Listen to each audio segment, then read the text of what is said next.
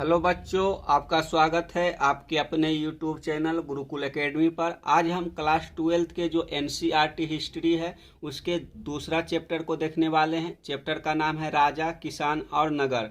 अगर आप chapter number 1 के वीडियो नहीं देखे हैं तो आप चैनल के प्लेलिस्ट में जाकर देख सकते हैं। आपको चैप्टर 1 के वीडियो टोटल 3 पार्ट में मिलेगा, जिसमें चैप्टर 1 के जितने भी महत्वपूर्ण नोट्स है वहाँ आपको प्रोवाइड किया गया है। अगर आप वीडियो को देखना शुरू किए हैं तो वीडियो को अंत तक जरूर देखिएगा। अगर संभव हो तो जो साथ साथ में नोट्स है उसे आप अपने हाथों से लिखते जाइएगा, ताकि आपको लिखने से भी याद हो सके और अपना नोट्स जो बनाया हुआ है वो पढ़ने में भी काफ़ी लाभदायक होता है। अगर आपको जो हम वीडियो में बता रहे हैं इसका नोट्स चाहिए पीडीएफ के रूप में, तो आप हमारे दिए हुए व्हाट्सएप नंबर पर कांटेक्ट कर सकते हैं। आपको वहां से आपको पीडीएफ इसका मिल जाएगा। तो अगर आप 12th के तैयारी अच्छी तरीके से करना चाहते हैं, हिस्ट्री में 100 में से 100 नंबर लाना चाहते हैं, तो आपको इस वीडियो को फॉलो करना चाहिए, ताकि आपके आने वाले एग्जाम में किसी भी प्रकार का प्रश्न बने, वह ऑब्जेक्टिव हो या फिर सब्जेक्टिव हो, तो आपको सभी क्वेश्चनों के लिए जो है वह बराबर फायदेमंद होगा। तो चलिए शुरू करते हैं। चैप्टर का नाम है राजा, किसान और नगर। जो यह चैप्टर है यह हड़प्पा सभ्यता से शुरू होता है। तो हड़प्पा सभ्यता के बारे में समझने से पहले ये समझ लेते हैं कि जो वैदिक सभ्यता है इसका शुरुआत किस प्रकार से होता है।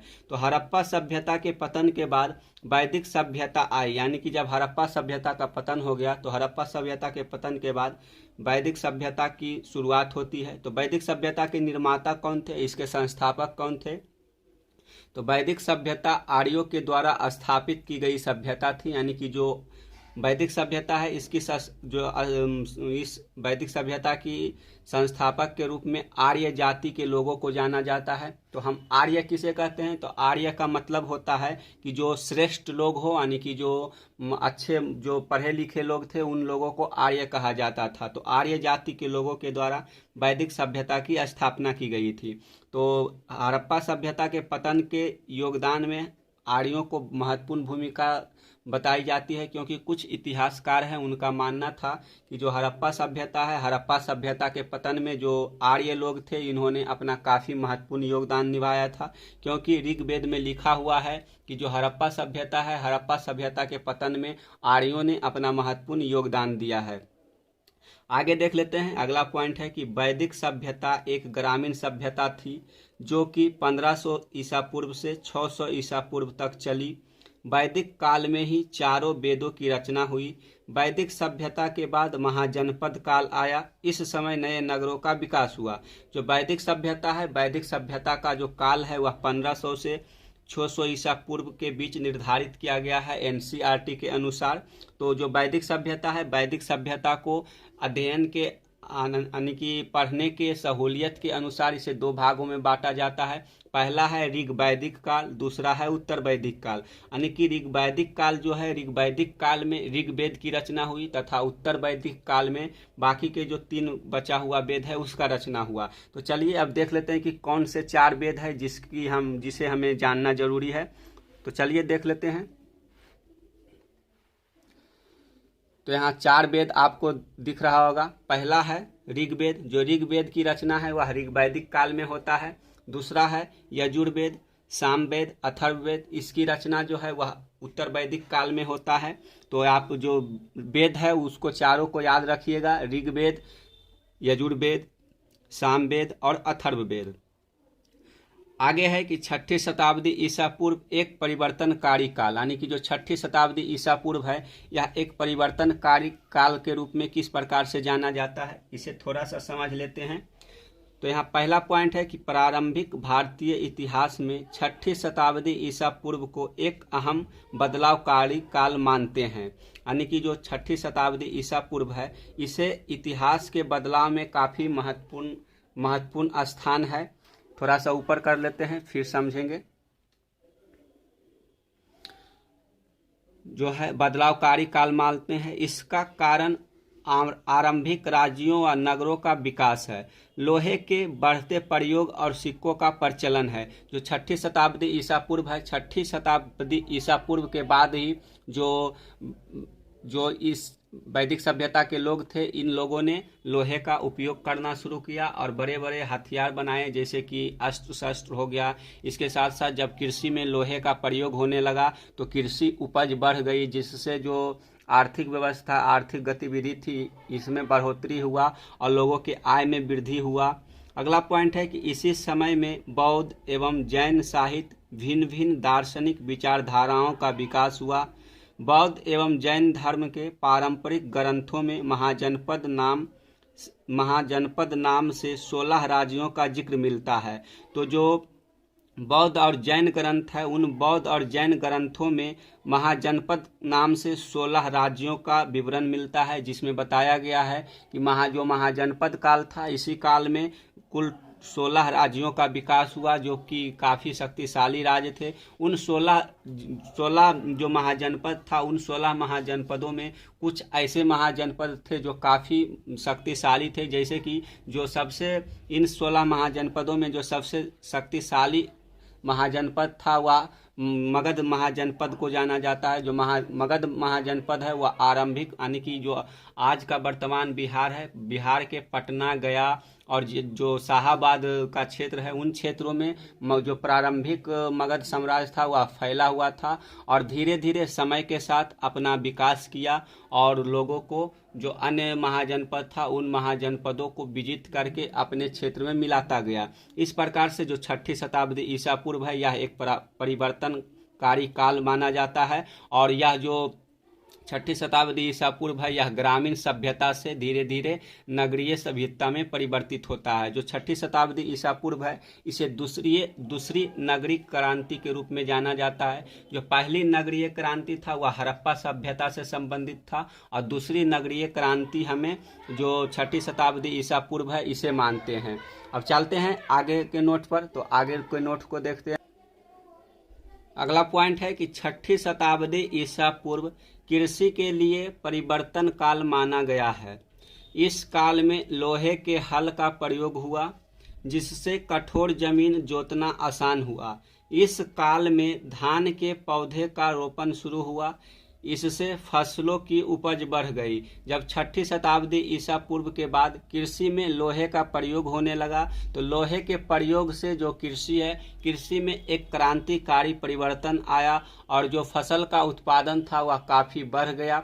जब फसल का उत्पादन बढ़ गया तो इससे जो महाजनपद के राजा थे, यानी कि शासक वर्ग के लोग थे, वो किसानों से कर लेना शुरू किए और अपने आय में बढ़ोतरी किया, जिसके साथ साथ जो महाजनपद था वह अपना विकास करना शुरू किया और अपना अस्थाई सेना रखना शुरू किए, जिससे कि किसी भी राज्य को विजित करने के लिए वो काफ़ी महत्वपूर्ण होते हैं। इसी के साथ साथ सेना के लिए जो अस्त्र शस्त्र था उसका भी निर्माण लोहा से होने लगा, जिससे सैनिकों को भी काफ़ी सहायता मिली।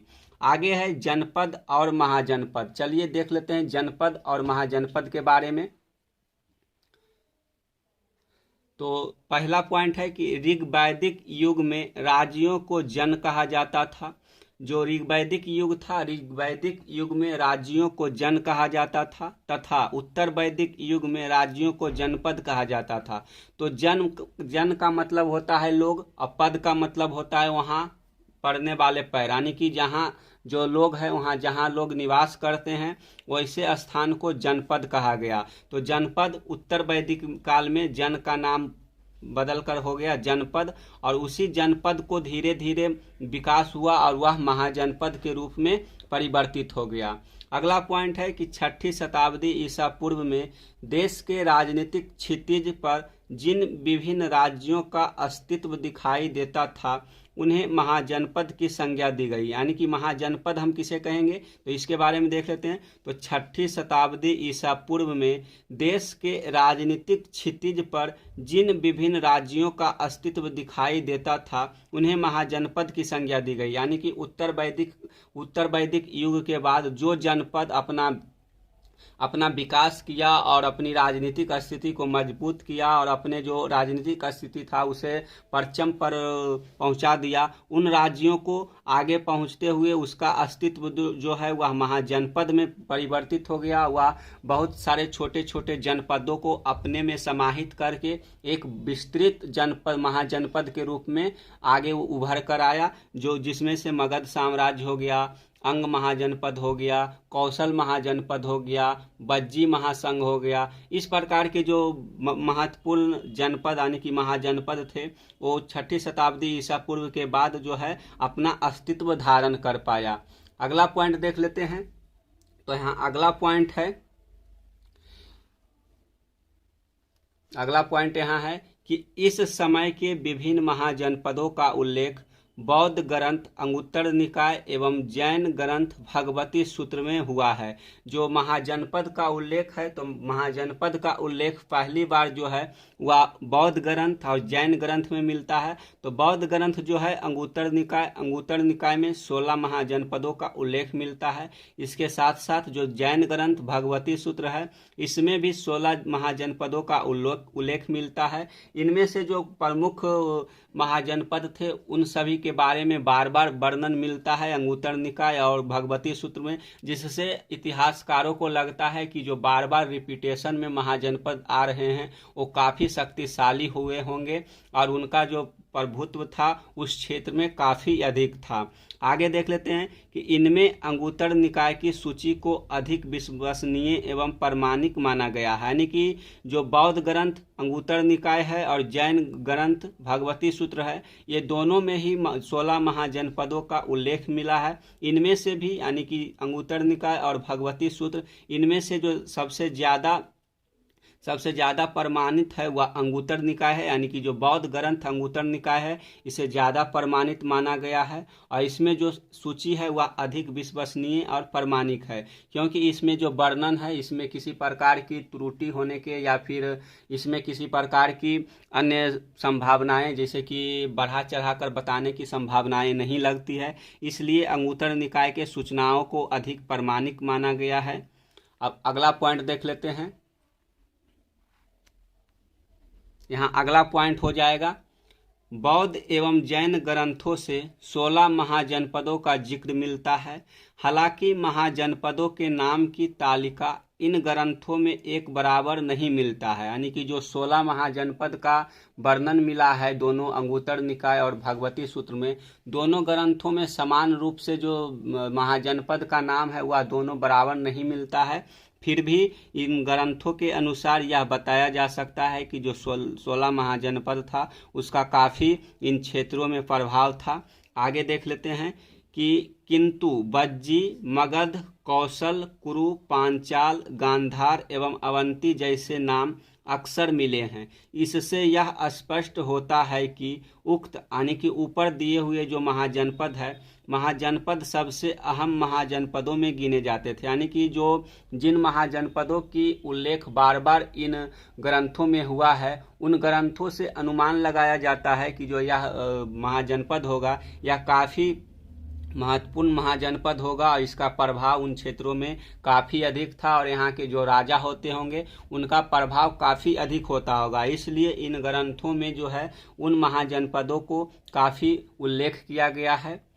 आगे देख लेते हैं। अगला पॉइंट है कि अधिकांश महाजनपदों पर राजा का शासन था। यानी कि जितने भी ऊपर यहाँ महाजनपद का नाम लिखा हुआ है, जैसे बज्जी हो गया, मगध हो गया, कौशल हो गया, कुरु हो गया, पंचाल हो गया, गांधार हो गया, अवंती हो गया, इन सब महाजनपदों पर राजा का शासन था। लेकिन यहाँ लिखा हुआ है कि गण और संघ, जो गण और संघ के नाम से महाजनपद थे उन पर जो है राज्यों में लोगों का समूह का शासन करता था। यानी कि जो जैसे कि बज्जी संघ हो गया, हाँ जो बज्जी है यह एक संघ था। जो बज्जी संघ है इसका राजधानी वैशाली, आज का जो गंगा नदी के उस साइड वैशाली है, वह वैशाली बज्जी का राजधानी था। तो जो बज्जी है यह संघ था। तो बज्जी एक संघ होने के नाते यहाँ जो शासन होता था वह बहुत सारे लोगों के समूह के यानी कि बहुत सारे राजाओं के समूह के द्वारा बज्जी पर शासन किया जाता था। इससे हम अनुमान लगा सकते हैं कि जो बज्जी था या फिर इस प्रकार के गण या संघ थे उन पर लोकतांत्रिक तरीके से शासन किया जाता था, क्योंकि यहाँ एक राजा के द्वारा शासन नहीं होता था बल्कि अनेक राजाओं के द्वारा शासन होता था, जिससे कि बहुमत के द्वारा जो मत पारित होता था उसी पर जो राजा है वो अपना बहुमत देते थे और उन सभी चीज़ों को पास करते थे। तो इतना तक आप समझ चुके होंगे कि जो हमारे हड़प्पा सभ्यता है उसके पतन के बाद वैदिक सभ्यता का आरंभ हुआ, और वैदिक सभ्यता के बाद जो महाजनपद काल है उसका विकास हुआ, और धीरे धीरे इसी प्रकार से हम आगे बढ़ते रहेंगे। और ये जो महत्वपूर्ण नोट्स है इसे आप वीडियो को पॉज कर करके लिखते रहिएगा। अगर आप लिखने में असक्षम हैं तो आप PDF के लिए हमें रिक्वेस्ट कर सकते हैं, यानी कि दिए हुए नंबर पर कांटेक्ट कर सकते हैं, वहां से आपको मिल जाएगा। तो चलिए अब अगला पॉइंट है, अगले पॉइंट पर चलते हैं।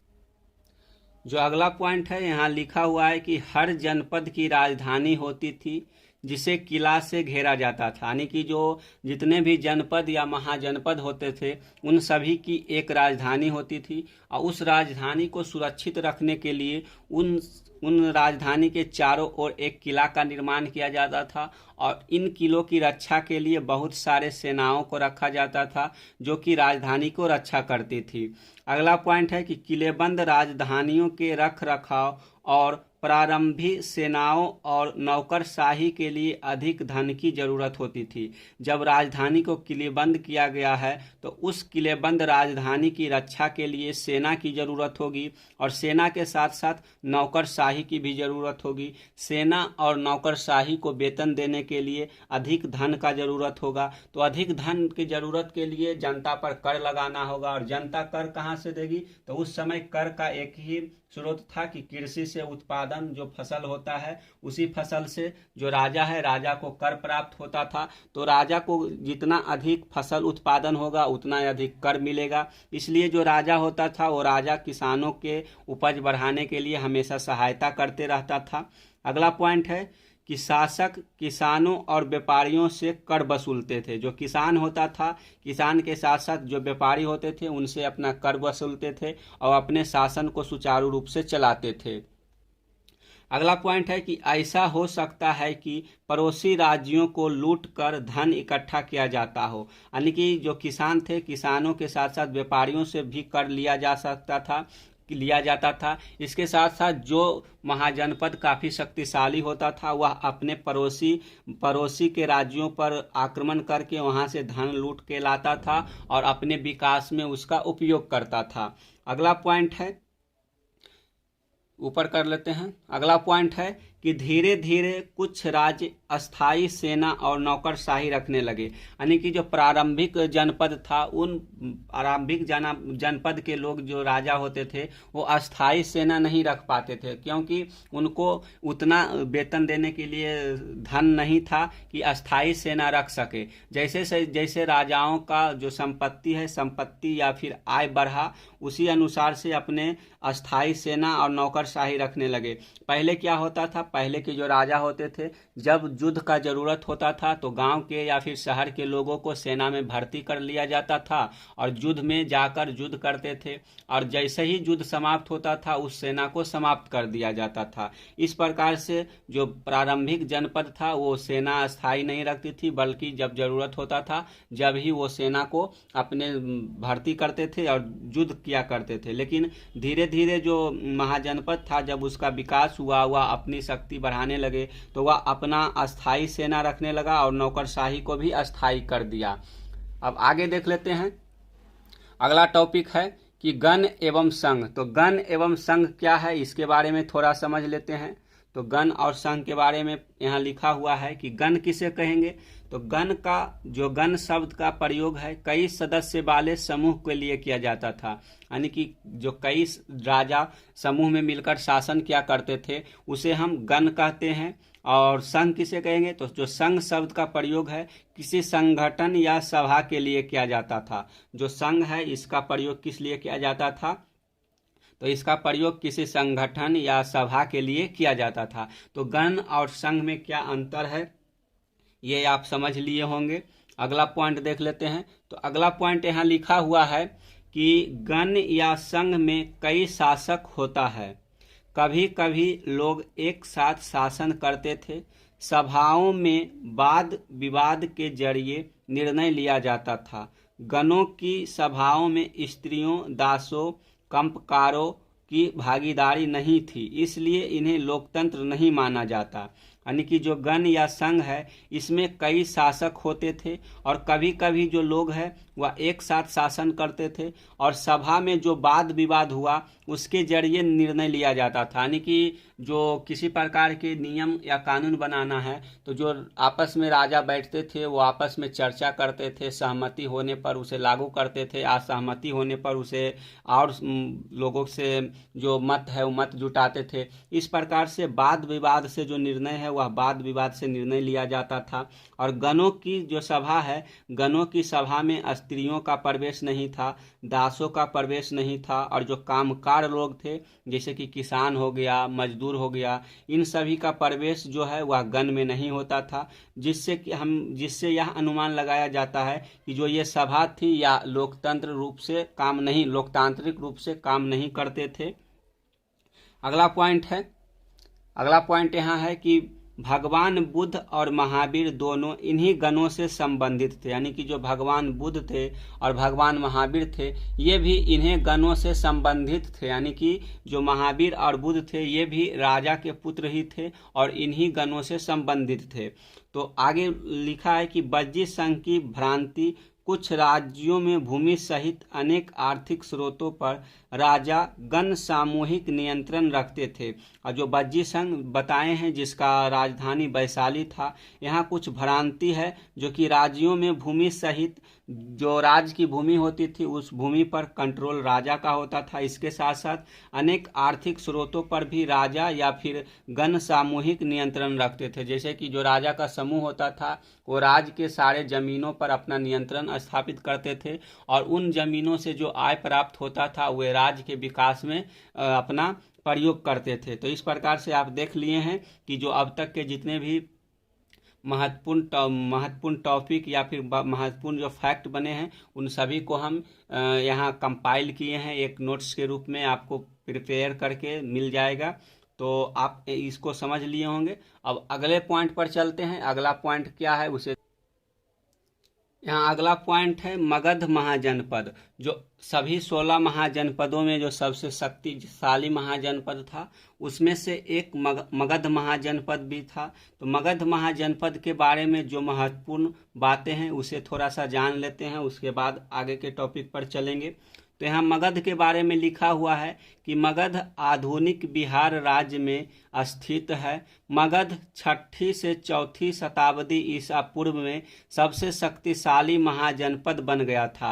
यानी कि जो मगध महाजनपद था इसे काफ़ी शक्तिशाली बनने में काफ़ी समय लग गया। इसे 6ठी से 4ठी शताब्दी यानी कि 200 वर्षों के बीच जो मगध महाजनपद है यह सभी महाजनपदों में सबसे शक्तिशाली होकर आगे निकला और सभी महाजनपदों को अपने क्षेत्र में सम्मिलित करते गया। अगला पॉइंट है कि प्रारंभ में राजगिरी मगध की राजधानी थी। राजगिरी जो है आज जिसे हम राजगीर के रूप में जानते हैं उसे प्रारंभ में राजगिरी बोला जाता था। तो प्रारंभ में जो राजगिरी है वह मगध की राजधानी हुआ करती थी। जो राजगिरी है या पहाड़ियों के बीच बसा जो है, जो महाजनपद का राजधानी राजगिरी है या पहाड़ियों के बीच बसा राजगीर एक किलेबंद शहर था। बाद में 4ठी शताब्दी ईसा पूर्व में पाटलिपुत्र को राजधानी बनाया गया। जब राजगिरी को राजधानी के रूप में हटाकर पटना को 4ठी शताब्दी ईसा पूर्व में बनाया गया, उस समय जो पाटलिपुत्र था वह एक गांव के रूप में था, यानी कि एक छोटे से गांव के रूप में विकसित हुआ था और उस गांव को राजधानी बनाकर धीरे धीरे एक शहर के रूप में विकसित किया गया। आगे देख लेते हैं कि वर्तमान में पाटलिपुत्र को पटना कहते हैं, यानी कि जो आज का पटना शहर है उसे मगध के समय में यानी कि जब मगध साम्राज्य का शासनकाल था वह पाटलिपुत्र के नाम से जाना जाता था। जो मगध है, मगध की अनेक राजधानियां थी। अनेक राजधानियां कहने का मतलब है कि राजगिरी और पाटलिपुत्र, इसके साथ साथ कुछ समय के लिए वैशाली को भी राजधानी बनाया गया। इसलिए यहाँ लिखा हुआ है कि अनेक राजधानियों की किलेबंदी लकड़ी, ईंट या पत्थर की ऊंची दीवारों बनाकर की जाती थी। जो बहुत सारे महाजनपद है, उन महाजनपदों की जो राजधानियां होती थी, जैसे कि पाटलिपुत्रा हो गया या फिर वैशाली हो गया या फिर राजगीर हो गया, ये सब तो जो राजगीर है वह 5 पहाड़ों से घिरा हुआ एक किलेबंद शहर था, जिसको किला बंद करने के लिए किसी प्रकार की जरूरत नहीं थी। उसी प्रकार से जो पाटलिपुत्र है, यह नदियों के दुर्ग से घिरा हुआ था, यानी कि इसके 3 ओर से नदी था, इसलिए इसे किसी प्रकार के किलेबंदी की जरूरत नहीं थी। इस प्रकार से जो मगध की राजधानी थी वो शत्रुओं से सुरक्षित थी और इस पर किसी प्रकार की आक्रमण की संभावना नहीं थी। लेकिन अन्य महाजनपदों की जो राजधानियां होती थी उसे सुरक्षित रखने के लिए वहां के जो राजा लोग होते थे वो किला का निर्माण करते थे। तो किला निर्माण करने के लिए किसका प्रयोग होता था? तो लकड़ी का, ईंट का या पत्थर के ऊंचे ऊंचे दीवार बना दिए जाते थे, जिससे कि उनकी राजधानी की रक्षा हो सके और दुश्मनों से बचाया जा सके। अगला पॉइंट देख लेते हैं। अगला पॉइंट के रूप में यहाँ एक नोट्स है, चलिए इस नोट्स को देख लेते हैं। तो यहाँ एक नोट्स है कि कौशाम्बी से किले की दीवार के साक्ष्य मिला है, यानी कि जो कौशाम्बी है, कौशाम्बी से एक दीवार का साक्ष्य मिला है। तो यहाँ आप इसको लिख लीजिएगा कि कौशाम्बी से किले की दीवार के साक्ष्य मिला है। अगला पॉइंट है कि मगध की प्रारंभिक इतिहास की शुरुआत हर्यक राजवंश के राजा बिंबिसार से प्रारंभ होता है। मगध को इन्होंने दिग्विजय और उत्कर्ष के जिस मार्ग पर अग्रसर किया वह तभी समाप्त हुआ जब कलिंग युद्ध के बाद अशोक ने अपनी तलवार को म्यान में रख दिया। यानी कि इस पॉइंट का मतलब यह है कि जब मगध पर, यानी कि मगध की जब से इतिहास शुरुआत होता है, यानी कि हिस्ट्री में जब से पढ़ाया जाता है मगध साम्राज्य के बारे में, तो इसका जो शुरुआती, यानी कि मगध पर जो पहली बार शासन करने वाला वंश था वह हर्यक राजवंश था। और हर्यक राजवंश के जो प्रथम शासक थे वह बिंबिसार के रूप में जाना जाता है। जो ये बिंबिसार थे ये काफ़ी ही विस्तारवादी राजा थे, यानी कि ये मगध का अधिक से अधिक विस्तार करना चाहते थे। इसलिए इन्होंने मगध के विस्तार के लिए बहुत सारी शादियां किए और उन शादियों के दौरान जो इन्हें दहेज में मिला हुआ क्षेत्र था उसे अपने क्षेत्र में मिलाते गए, जिससे इनके शासन काल में मगध का काफ़ी विस्तार हुआ और कुछ युद्धों के द्वारा भी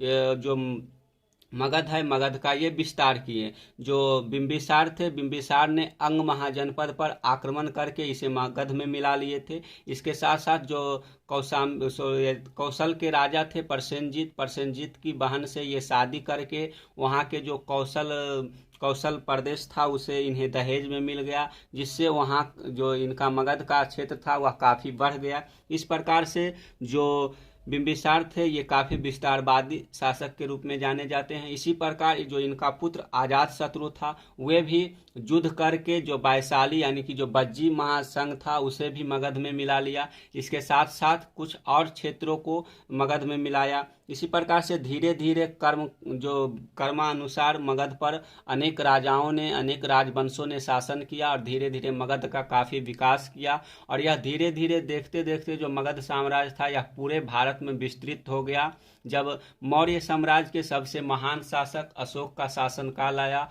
उस समय अशोक ने जो कलिंग है, कलिंग पर अपना युद्ध करके कलिंग को, यानी कि जो आज का उड़ीसा है, उड़ीसा को प्राचीन काल में कलिंग बोला जाता था। इस कलिंग को युद्ध के द्वारा अपने क्षेत्र में मिला लिया और अपने क्षेत्र में मिलाने के बाद जो राजा था यानी अशोक ने युद्ध के नीति को छोड़ दिया, यानी कि इस कलिंग युद्ध में बहुत सारे लोगों को मारा गया, जिससे जो अशोक था वह काफ़ी दुखी हुआ और युद्ध की नीति को समाप्त करके बौद्ध धर्म को अपना लिया और लोगों को शांति से रहने का अपना जो मशवरा है वह देने लगा और किसी से युद्ध करने की या जो कोशिश था वह नहीं करता था। यानी कि शांति से अगर बात सुलझ रहा है तो वह शांति से ही बात सुलझाना चाहता था। इस प्रकार से जिस प्रकार से बिंबिसार ने अपना मगध साम्राज्य का विस्तार शुरू किया वह कब जाकर रुका? तो अशोक के शासन काल में जब कलिंग युद्ध हुआ, उसके बाद जब अशोक ने अपना तलवार म्यान में रख दिया, यानी कि युद्ध करने की जो नीति था उसका त्याग कर दिया, तो मगध साम्राज्य का जो विस्तार था वह थम गया और धीरे धीरे इसका खंडन होने लगा। तो इसी प्रकार से हम देखेंगे कि किस प्रकार से मगध का विकास हुआ, इसने अपना किस प्रकार से क्षेत्र विस्तार किया और किस प्रकार से इसका धीरे धीरे विनाश हुआ। तो चलिए अगला टॉपिक है, यहाँ अगला टॉपिक है मगध महाजनपद का उत्कर्ष, यानी कि जो मगध महाजनपद है इसका जो इतना उत्कर्ष हुआ वह किस प्रकार से हुआ, इसके बारे में देख लेते हैं। तो चलिए शुरू करते हैं। तो पहला पॉइंट यहाँ एक क्वेश्चन के रूप में आप देख सकते हैं कि मगध महाजनपद इतना समृद्ध क्यों था और शक्तिशाली महाजनपद बनने का कारण क्या था। जो मगध महाजनपद है, यह मगध महाजनपद इतना समृद्धशाली क्यों था और इसे शक्तिशाली बनने का कारण क्या था। तो इसको आप क्वेश्चन के रूप में देख सकते हैं और बाकी का जो फैक्ट है उसे आंसर के रूप में आप देख सकते हैं। तो यहाँ पहला पॉइंट है कि यह प्राकृतिक रूप से सुरक्षित था, यानी कि यहाँ पहला जो क्वेश्चन है कि मगध महाजनपद इतना समृद्ध क्यों था, तो इसका आंसर के रूप में आप लिख सकते हैं कि ये प्राकृतिक रूप से सुरक्षित था। यानी कि प्राकृतिक रूप से सुरक्षित कहने का मतलब है कि जिस प्रकार से मगध महाजनपद की प्रारंभिक राजधानी राजगृह थी वह चारों ओर से पहाड़ियों से किलेबंद थी और इस पर किसी प्रकार के आक्रमण का भय नहीं था। उसी प्रकार से मगध की जो दूसरी राजधानी पाटलिपुत्र था, यह जो जल दुर्ग है जैसे कि गंगा नदी हो गया, सोन नदी हो गया, गंडक नदी हो गया, इन सभी के संगम पर बसे होने के कारण जो पाटलिपुत्र था इसको भी किसी प्रकार के आक्रमण से भय नहीं था, ये भी जल दुर्ग से सुरक्षित था। इसलिए यहाँ बताया गया है कि जो मगध साम्राज्य था ये प्राकृतिक रूप से सुरक्षित था। इस महाजनपद के आसपास पहाड़ियां थी जो प्राकृतिक रूप से इसकी रक्षा करती थी। तो यह बात किस राजधानी के लिए कहा गया, यह जो बात है या राजगिर के लिए बोला गया है। जो राजगिर मगध की प्रारंभिक राजधानी थी वह पहाड़ियों से घिरा हुआ था और इसे किसी प्रकार की मतलब कि युद्ध की खतरा से सुरक्षित रखता था। अगला पॉइंट है, अगले पॉइंट के रूप में यहाँ लिखा हुआ है कि यहाँ उपजाऊ भूमि थी, यानी कि जो मगध साम्राज्य था या गंगा और सोन नदियों के संगम पर बसा हुआ था, जिसके कारण यहाँ काफ़ी उपजाऊ भूमि थी और यहाँ खेती काफ़ी अच्छे तरीके से होता था और यहाँ की भूमि में बहुत अच्छी उपज होती थी। तो यहाँ उपजाऊ भूमि थी, गंगा और सोन नदी के पानी से सिंचाई के साधन उपलब्ध थे, जिसके कारण यहाँ फसल अच्छी होती थी। इस कारण से हम यहाँ बता सकते हैं कि मगध महाजनपद इतना समृद्ध क्यों हुआ। तो इसके लिए हम उत्तर के रूप में लिख सकते हैं कि यह प्राकृतिक रूप से सुरक्षित था। इस महाजनपद के आसपास पहाड़ियाँ थी जो प्राकृतिक रूप से इसकी रक्षा करती थी। यहाँ उपजाऊ भूमि थी, गंगा और सोन नदी के पानी से सिंचाई के साधन उपलब्ध थे, जिसके कारण यहाँ फसल अच्छी होती थी। इस प्रकार से आप पहला क्वेश्चन का उत्तर लिख सकते हैं। अब दूसरा क्वेश्चन क्या है, दूसरा क्वेश्चन है कि शक्तिशाली महाजनपद बनने का कारण क्या है, यानी कि मगध महाजनपद को एक शक्तिशाली महाजनपद बनकर उभरने का कारण क्या है। तो इसके बारे में हम अगले पॉइंट पर चलते हैं। तो अगला पॉइंट को अब देखते हैं। तो हाँ, अगला पॉइंट है कि यहाँ की जनसंख्या अन्य जनपदों से अधिक थी, यानी कि जो मगध महाजनपद था, मगध महाजनपद की जनसंख्या अधिक होने के कारण यहाँ काम करने वाले लोगों की जनसंख्या अधिक थी। जब जनसंख्या अधिक होगी तो लोग काम ज़्यादा करेंगे, टैक्स ज़्यादा देंगे, और जब जनसंख्या ज़्यादा होगी तो सेना को जब सेना में भर्ती करना होगा तो लोगों की जनसंख्या अधिक होने के कारण यहाँ की सेना भी अधिक होगी। जब सेना अधिक होगी तो किसी राज्य पर आक्रमण करना हो तो आसानी से उस राज्य पर अधिकार कर सकते हैं। इस प्रकार से मगध महाजनपद की जनसंख्या अधिक होने के कारण मगध को काफ़ी फायदा मिला। अगला पॉइंट है कि यहाँ जंगलों में हाथी पाए जाते थे जो कि सेना को बहुत काम आते थे, यानी कि जो मगध महाजनपद के जंगल थे, जैसे कि आज का जो झारखंड क्षेत्र है, झारखंड क्षेत्र भी उस समय मगध महाजनपद के अंतर्गत ही आता था। उस झारखंड के क्षेत्र में काफ़ी जंगली जानवर पाए जाते थे, जिसमें कि हाथी भी काफ़ी महत्वपूर्ण था। उन हाथियों को जो सेना थी वो हाथी सेना के रूप में प्रयोग करती थी और सेना को अपने पैरों के तले कुचलने के लिए हाथी जो है वह काफ़ी मशहूर है। इसलिए युद्ध में हाथियों का प्रयोग किया जाता था और जिससे किसी भी दुश्मन सेना हाथियों की डर से अपना जो पलायन कर जाती थी और उस राज्य पर जो मगध की सेना होती थी वह आसानी से अपना परचम लहरा लेती थी। अगला पॉइंट है कि मगध के राजा बहुत योग्य और शक्तिशाली थे। जो मगध महाजनपद के जितने भी शासक शुरू से अंत तक हुए वो सभी काफ़ी ही योग्य और शक्तिशाली शासक हुए, जिस कारण से मगध को काफ़ी ऊंचाइयों पर ले गए। अगला पॉइंट है कि गंगा और सोन नदी के सहारे जलमार्ग से व्यापार होता था, जिससे राज्य को कर मिलता था। यानी कि गंगा और सोन नदी के जो सहारे जलमार्ग है, यानी कि जो गंगा नदी है या सोन नदी है, इसके सहारे जो व्यापार होता था, उस व्यापार से मगध को काफ़ी टैक्स मिलता था, जिससे कि अपने महाजनपद को विकास में काफ़ी योगदान देता था ये गंगा नदी और गंडक नदी। अगला पॉइंट है कि यहाँ लोहे खदानें थी, जिससे सेना को हथियार आसानी से मिल जाया करता था। जो मगध महाजनपद का क्षेत्र था, इस क्षेत्र में लोहे के काफ़ी खदानें हुआ करती थी, जिस कारण से हथियार निर्माण के लिए ये जो लोहा था ये काफ़ी महत्वपूर्ण था और सेना को आसानी से लोहा मिल जाता था, जिससे वो अपने लिए हथियार बना लेते थे और युद्ध में अन्य सेनाओं से काफ़ी ज़्यादा ताकतवर हो गए थे। अब अगला पॉइंट पर चलते हैं। अगला पॉइंट है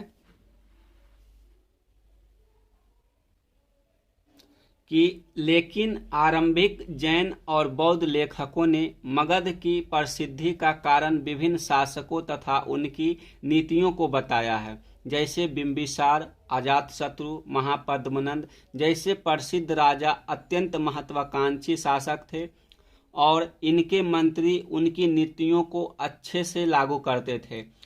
जो बौद्ध धर्म के लोग हैं या फिर जैन धर्म के लोग हैं, इन सभी लेखकों को मानना है कि जो मगध में प्राकृतिक संसाधन होने के साथ साथ यहाँ के जो शासक होते थे वो काफ़ी योग्य और शक्तिशाली होते थे, जिस कारण से मगध के उत्कर्ष में वे भी काफ़ी अपनी महत्वपूर्ण भूमिका निभाए हैं। जो मगध जनपद के जितने भी शासक थे वो काफ़ी अच्छी नीतियाँ बनाते थे, जो कि जनता के पक्ष में होता था, और उन नीतियों को पालन करवाने के लिए जो मगध साम्राज्य के मंत्री होते थे वो भी काफ़ी योग्य होते थे। उन नीतियों को अच्छी तरीके से लागू करवाते थे, जिससे कि जनता को भी फायदा पहुंचता था और मगध साम्राज्य को भी फायदा पहुंचता था।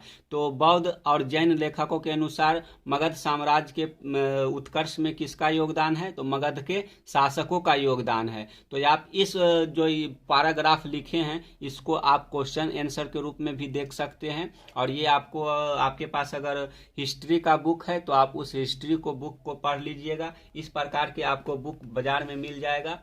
जो ये बुक है इसका पहला पार्ट है, आपको इस प्रकार का बुक मिल जाएगा जिसका नाम है भारतीय इतिहास के कुछ विषय भाग 1। जो 12th का बुक है ये 3 भाग में आएगा। भाग 1 है, जो भाग 1 के हम पहला चैप्टर पढ़ लिए हैं, दूसरा चैप्टर पढ़ रहे हैं, इसमें टोटल 4 चैप्टर है। तो आप चैप्टर को भी जान सकते हैं कि टोटल इतिहास में कितने चैप्टर हैं और कौन कौन से चैप्टर हमें पढ़ना है। तो एक चैप्टर अगर आप समाप्त कर लिए हैं तो आप समझ लीजिए कि आपको एग्जाम के दृष्टि से लगभग 5 से 6 क्वेश्चन आप सॉल्व कर लिए हैं। तो जिस प्रकार से पहला चैप्टर है ईंटें मन के तथा अस्थियां, अगर ये चैप्टर आप अच्छी तरीके से तैयार कर लिए हैं तो समझ जाइए कि आपको 5 नंबर से 6 नंबर मिलना ही निश्चित है। दूसरा चैप्टर है राजा, किसान और नगर, जो कि अब हम पढ़ रहे हैं। इस चैप्टर से भी आपको बहुत सारे क्वेश्चन एग्जाम में देखने को मिलेगा। और इस बुक का तीसरा चैप्टर है बंधुत्व, जाति तथा वर्ग, और चौथा चैप्टर है विचारक, विश्वास और इमारतें। इस प्रकार से जो फर्स्ट बुक है इसमें 4 चैप्टर दिया हुआ है, उसी प्रकार से यहाँ आपको दूसरा भाग दिख रहा है जो कि अन्य बुक में आपको मिलेगा। इसमें कितने चैप्टर है? तो इसमें आपको चैप्टर 5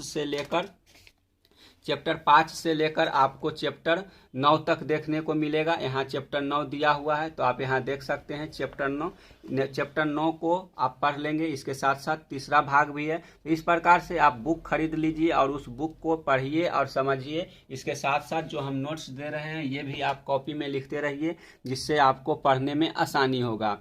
अब अगला टॉपिक पर चलते हैं। एक आरंभिक साम्राज्य जो कि मौर्य साम्राज्य है। मौर्य साम्राज्य के बारे में जानते हैं। जो अशोक महान थे, यानी कि जो अशोक महान है ये भी मौर्य साम्राज्य से ही संबंधित हैं, यानी कि मगध साम्राज्य पर काफ़ी समय तक शासन किए थे। तो इनके बारे में पढ़ लेते हैं।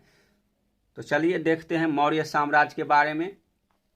तो यहाँ लिखा हुआ है कि जो मौर्य साम्राज्य है इसका जो शासनकाल है 321 से 185 ईसा पूर्व, यानी कि मौर्य साम्राज्य के जो शासक थे वो लगभग 321 ईसा पूर्व से 185 ईसा पूर्व तक शासन किए थे।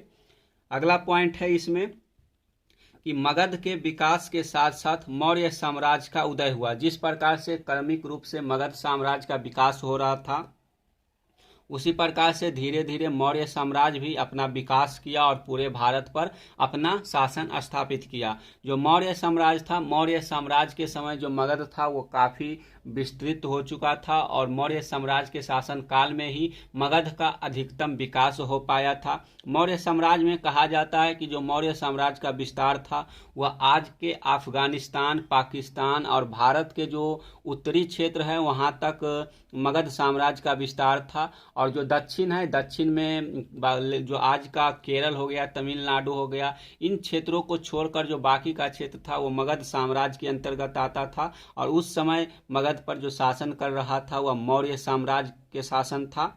अगला पॉइंट है कि मौर्य साम्राज्य की स्थापना चंद्रगुप्त मौर्य ने 321 ईसा पूर्व में की थी, जो कि पश्चिम में अफगानिस्तान और बलूचिस्तान तक फैला था। तो अभी बताए हैं कि जो मगध का विस्तार था वह काफ़ी अधिक क्षेत्रों में फैला हुआ था। और मगध साम्राज्य की मगध साम्राज्य पर मौर्य साम्राज्य की यानी कि मौर्य राजवंश की स्थापना है, इसके संस्थापक के रूप में चंद्रगुप्त मौर्य को माना जाता है। जो चंद्रगुप्त मौर्य हैं ये अपने गुरु कौटिल्य की सहायता से मगध पर अपना मौर्य साम्राज्य की स्थापना करते हैं और इस साम्राज्य को काफ़ी ऊंचाइयों पर ले जाते हैं। अब पढ़ लेते हैं थोड़ा सा चंद्रगुप्त मौर्य के बारे में। तो चंद्रगुप्त मौर्य का जन्म 340 ईसा पूर्व में पटना में हुआ था। इनके गुरु चाणक्य थे। चाणक्य को कई नामों से जाना जाता है, जैसे चाणक्य हो गया, कौटिल्य हो गया, विष्णुगुप्त हो गया, ये सभी चाणक्य की ही नाम है। तो आपको याद रखना है कि चाणक्य के मतलब 3 नाम है जो कि इतिहास में हमेशा अलग अलग जगह पर अलग अलग वर्णित है। तो ज़्यादातर आपको चाणक्य का नाम चाणक्य या फिर कौटिल्य मिलेगा। इसके साथ साथ आपको विष्णुगुप्त भी कहीं मिल सकता है। अगर आपको क्वेश्चन में पूछा जाए कि जो चाणक्य या कौटिल्य थे इनके द्वारा किस पुस्तक की रचना हुई है, तो इन्होंने एक अर्थशास्त्र नामक पुस्तक की रचना किए हैं, जो कि राजनीतिक से संबंधित एक पुस्तक है। तो आपको जो आगे पढ़ने को मिलेगा इस बुक के बारे में थोड़ा सा जानकारी आपको देंगे। तो चलिए अब चलते हैं अगले पॉइंट पर। तो यहाँ अगला टॉपिक है मौर्य वंश के बारे में जानकारी के स्रोत। अब देख लेते हैं कि जो मौर्य वंश है, मौर्य वंश के हमें जानकारी कहाँ कहाँ से मिलता है, इसके बारे में देख लेते हैं। तो यहाँ लिखा हुआ है कि समकालीन रचना यानी कि जो मौर्य वंश है, मौर्य वंश की जब स्थापना हो रही थी उस समय लेखकों के द्वारा जो पुस्तक या फिर रचनाएं लिखी गई है उनसे क्या साक्ष्य मिलता है, इसके बारे में जान लेते हैं। तो जो मेगास्थनीज है, मेगास्थनीज द्वारा लिखित पुस्तक इंडिका चंद्रगुप्त मौर्य के दरबार में आए यूनानी राजमंत्री या फिर राजदूत द्वारा लिखी गई पुस्तक से जानकारी मिलती है। तो पहला जानकारी का स्रोत क्या है, तो मेगास्थनीज द्वारा रचित पुस्तक इंडिका से हमें मौर्य साम्राज्य के बारे में जानकारी मिलती है। तो जो मेगास्थनीज था या मेगास्थनीज जो था या सेल्यूकस निकेटर का एक राजदूत था, जो राजदूत के रूप में मौर्य साम्राज्य में चंद्रगुप्त मौर्य के शासनकाल में यहाँ रहता था। तो ये किस प्रकार से मगध साम्राज्य यानी कि चंद्रगुप्त मौर्य के दरबार में पहुंचा, तो इसका काफ़ी इंटरेस्टिंग एक स्टोरी है जिसको हम बताते हैं। जब मगध साम्राज्य पर धनानंद यानी कि नंद वंश की शासन चल रही थी, यानी कि जब मौर्य वंश की स्थापना नहीं हुई थी उससे पहले मगध पर जो शासन कर रहा था वह नंद वंश का शासन चल रहा था। तो जब नंद वंश का आखिरी जो राजा था उसे घनानंद के नाम से जाना जाता है। जब घनानंद का मगध साम्राज्य पर शासन था उस समय जब सिकंदर ने भारत पर आक्रमण किया था, तो जब भारत पर आक्रमण हुआ तो इस भारत को इस आक्रमण से बचाने के लिए जो चंद्रगुप्त मौर्य के गुरु यानी कि कौटिल्य जो चाणक्य है, इन्होंने जब धनानंद से बोला कि आप सिकंदर को रोकिए और मगध साम्राज्य पर मगध को बचाइए, तो जो घनानंद था वो विष्णुगुप्त यानी कि कौटिल्य का अपमान किया और बोला कि सिकंदर का क्या औकात है कि वो मगध पर आक्रमण कर सके। इस अपमान को जो कौटिल्य है ये काफ़ी मतलब कि बुरा, उनको काफ़ी बुरा लगा इस अपमान से। इसलिए विष्णुगुप्त यानी कि चाणक्य ने अपने जो चोटी है वो चोटी को खोलकर प्रण लेते हैं कि जब तक हम जो नंद वंश है, नंद वंश को समाप्त करके एक अच्छे राजवंश की स्थापना नहीं कर देंगे मगध साम्राज्य पर, जब तक हम अपनी चोटी यानी कि जो मतलब कि टिक है उस टिक को नहीं बांधेंगे। इसी दौरान जब जो चंद्रगुप्त मौर्य के गुरु थे चाणक्य, वो एक तक्षशिला नामक विश्वविद्यालय था प्राचीन भारत में, वहाँ के शिक्षक थे। तो जब मगध से वो तक्षशिला की ओर जा रहे थे तो रास्ते में जो चंद्रगुप्त था वह बचपन में यानी कि बच्चे के रूप में ही उनको मिला था और उन्हें चंद्रगुप्त मौर्य को शिक्षा दीक्षा देकर यानी कि एक योग्य शासक के रूप में तैयार किए और मगध पर नंद वंश को समाप्त करके मौर्य वंश के रूप में अपना शासन स्थापित किए। इसी दौरान जब सेल्यूकस जो सिकंदर था, सिकंदर भारत से लौट जाता है तो उसका एक सेनापति था सेल्यूकस निकेटर। जब सिकंदर की मृत्यु हो जाता है तो सिकंदर के द्वारा जो भारत के कुछ क्षेत्र जो जीता हुआ था उन क्षेत्रों को सिकंदर जो था वह सेल्यूकस निकेटर को सौंप देता है और वह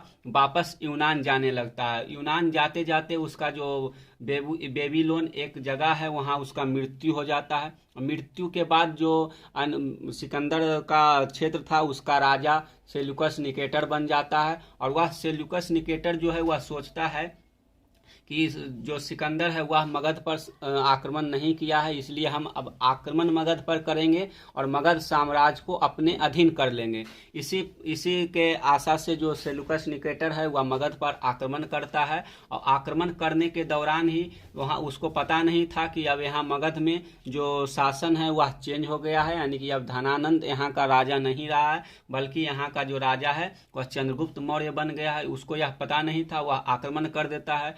युद्ध में चंद्रगुप्त मौर्य से सेल्यूकस निकेटर पराजित हो जाता है। पराजित हो जाने के बाद जो चंद्रगुप्त मौर्य है वह एक शर्त रखता है कि हम जो तुम्हारा जीता हुआ जितना भी क्षेत्र है उस क्षेत्र हमें वापस कर दो और अपनी बेटी यानी कि जो सेल्यूकस निकेटर की एक बेटी थी हेलिना का शादी जो चंद्रगुप्त मौर्य के गुरु थे चाणक्य, वो काफी कूटनीतिज्ञ थे, यानी कि वो आगे के सोचते थे, यानी कि उनको डर था कि ये जो सेल्यूकस निकेटर है ये कभी ना कभी बाद में जरूर आक्रमण करेगा।